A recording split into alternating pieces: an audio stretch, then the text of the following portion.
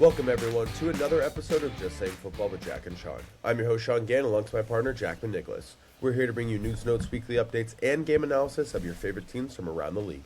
If you have the chance, go check out our website, justsayingfootball.com. Follow us on Instagram at JustSayingNoGWJS for article and video updates. And don't forget us in your ears on Spotify at Just Saying Football.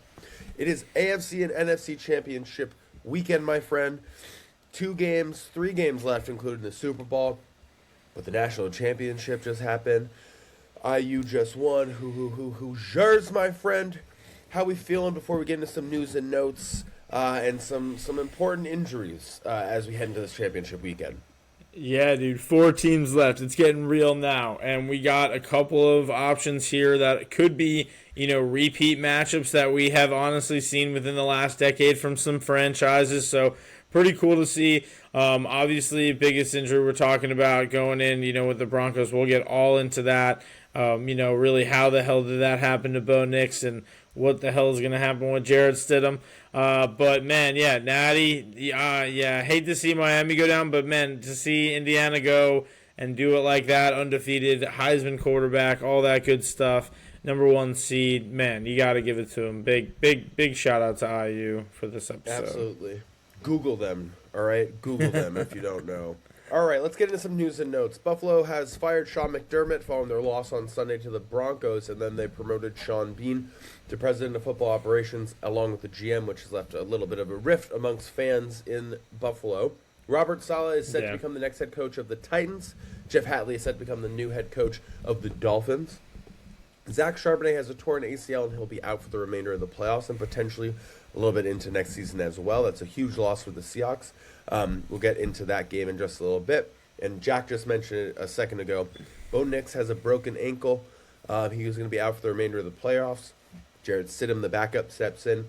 And the reports are a little bit unclear. There's rumors that Sean Payton, in a fit of excitement, pushed him, and that's how it broke. There's rumors that it happened midway through the fourth quarter. There's rumors that happened at the end when he was kneeling. It's all these different things. So we're not 100% sure, outside the fact that it is broken and he's not going to be playing in this game. And it's a great segue into the first game of the weekend, which is on Sunday at 3 p.m. when the New England Patriots make their way to Denver to take on the Broncos. All right. Now, in this game, again, there's no Bo Nix, so Jarrett Stidham's going to have to step up and step in for this one. What are your thoughts going into it? It feels like it's 2015 with these two teams meeting in the AFC Championship game. How are you thinking about this one? Yeah, dude. I mean, you're looking at this as it could have been a totally different game. Like if Bo Nix was playing, now you have Jarrett Stidham in there. What I'm looking at is this New England defense. We were talking about such a defensive battle with Houston and New England last week. Then you watch New England's defense just absolutely dominate the Texans' offense. C.J. Stroud, 4 interceptions, a couple of fumbles. When you're looking at what the Broncos are going to be dealing with, it's not like, oh, thank God they just have to outscore another team. They do have the weapons there, but it is definitely tough. Right now, the Pats are 5.5-point favorites, and you also are looking at it as without Bo Nix, I believe it would have been a 1.5 spread towards the Broncos. So is there any chance that the Broncos can win? Are you riding the Pats? What are you feeling? I feel like you have to ride the Patriots, and it really just comes down to health more than anything, especially in the most important position, which is quarterback. Nick Foles had the benefit of having a handful of regular season games. I think it was around week 11 to week 13 when Carson Wentz went down, which allowed him to play out the remainder of the regular season into the playoffs. And while I really respect his tweet, giving Broncos fans hope, giving Jarrett Stidham hope, saying, it's not the first time in history against the Patriots that a team has won with a backup in a championship game. But I also think that he had the benefit of all those weeks, and Jarrett Stidham does not.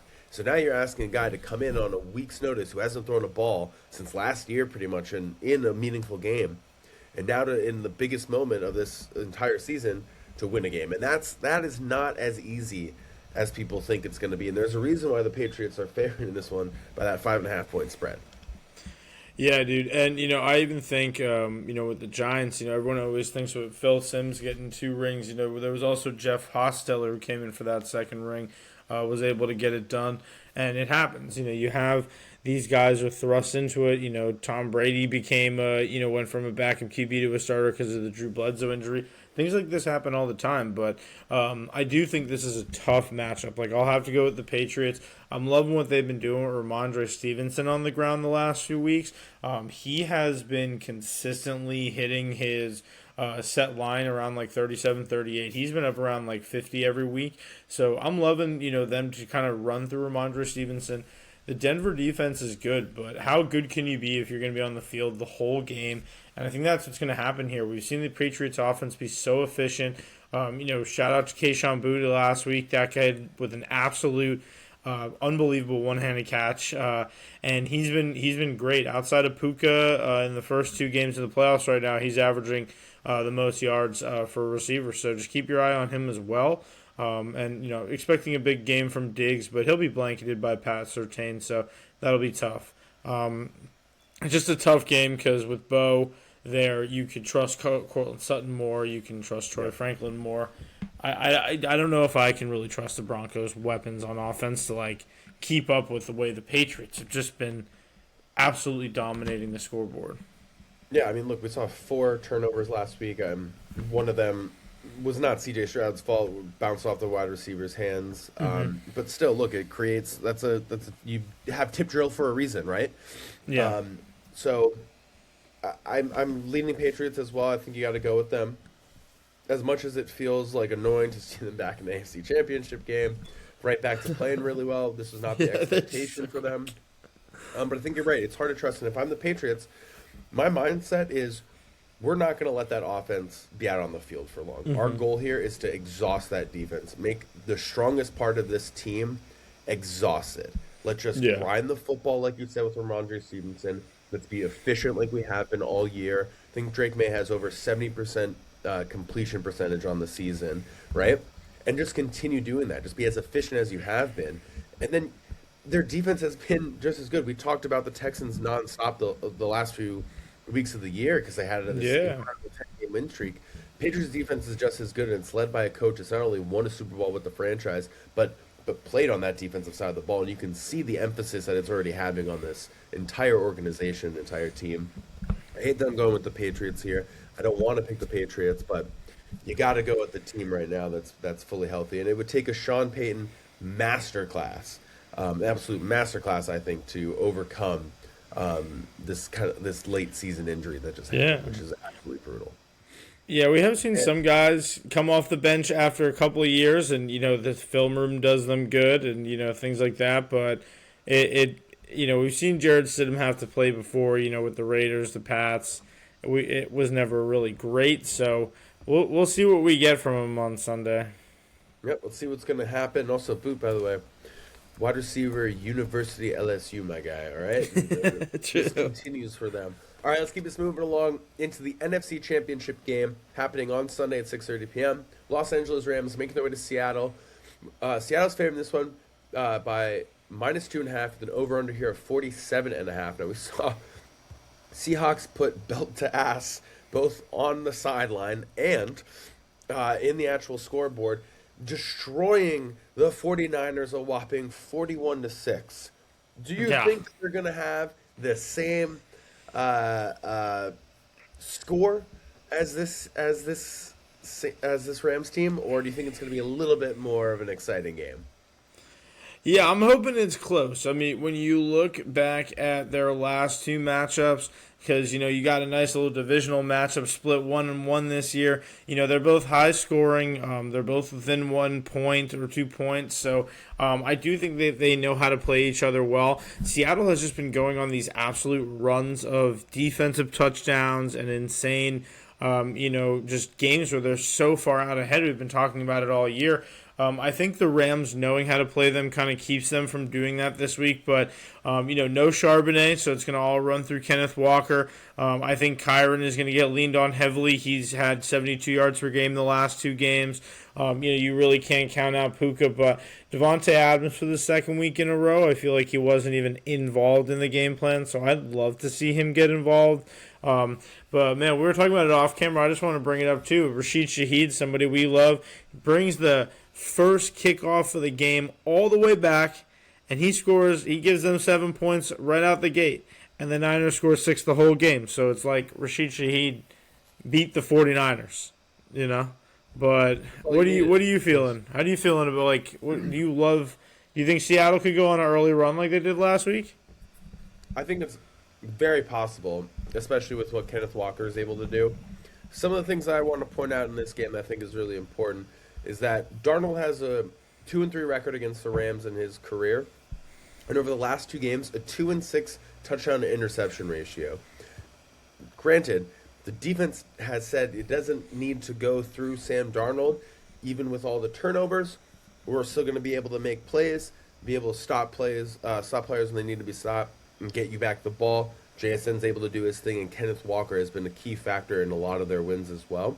On the other side of the ball, Stafford's 7-4 with a 5-0 TD interception ratio in the last 2 games, and somehow was not sacked at all by the Seattle defense the last time that they played. I think that's something that has to change.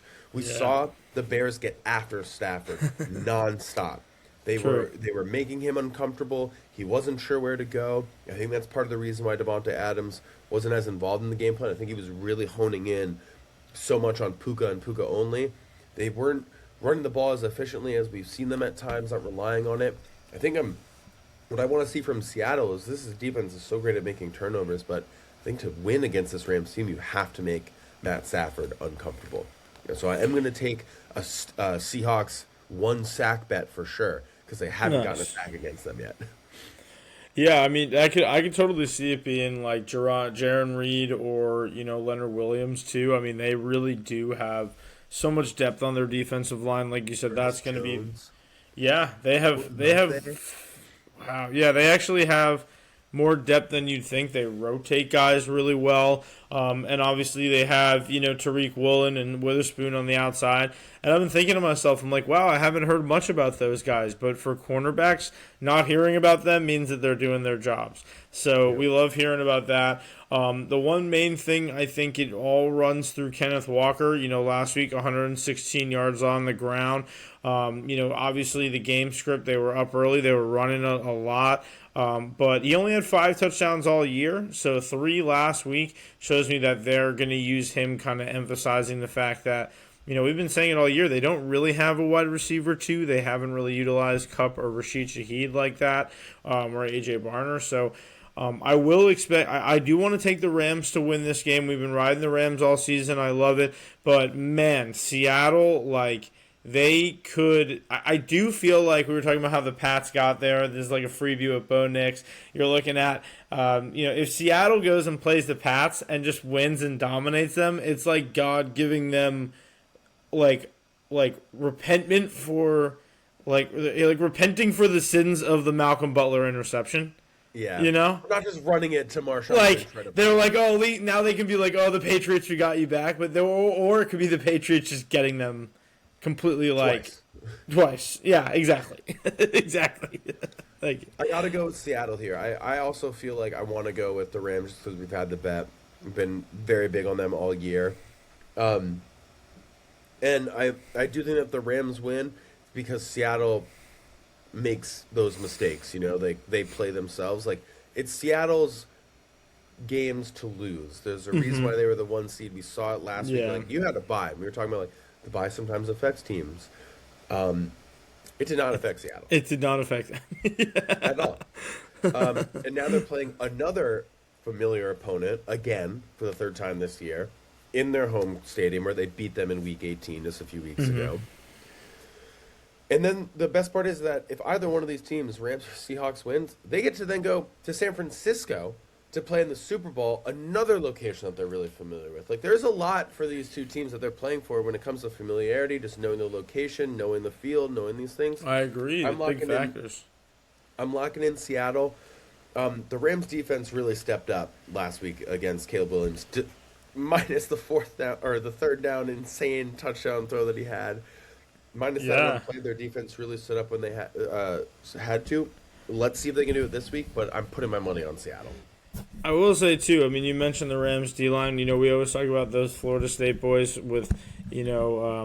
with with Braden Fisk and Jared Verse, but you also got Poona Ford there. You got a couple of guys there that are just making a lot of, you got a lot of guys that are making noise. So as long as you can disrupt Sam Darnold and maybe that oblique injury, something that's there.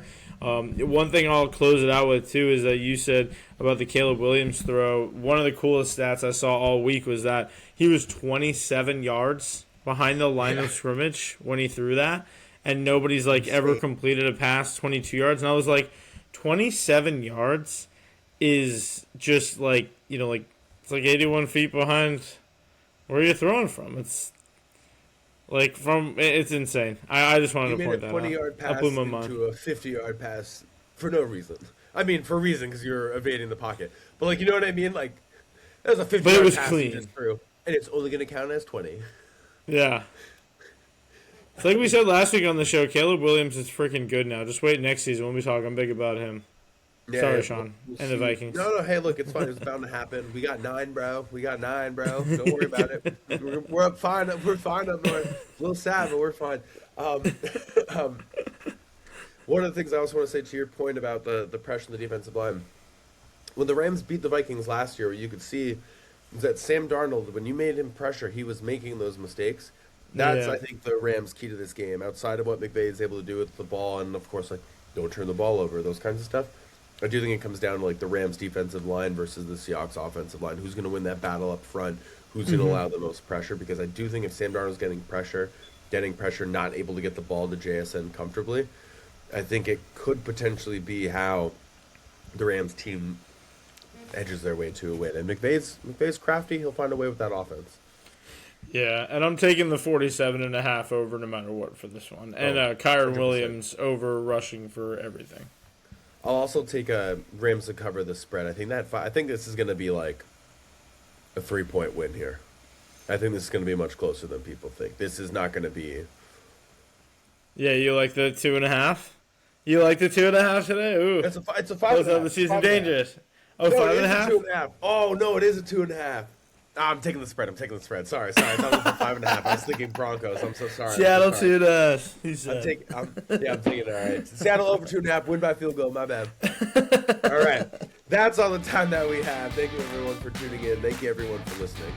Yeah, thank you guys for checking this out. Award show next week. Super Bowl in 2 weeks. Off-season content coming. Thank you guys for checking this out. 2 games in this episode. Feels so crazy, but we got you covered. Thank you guys for following us all season, as always.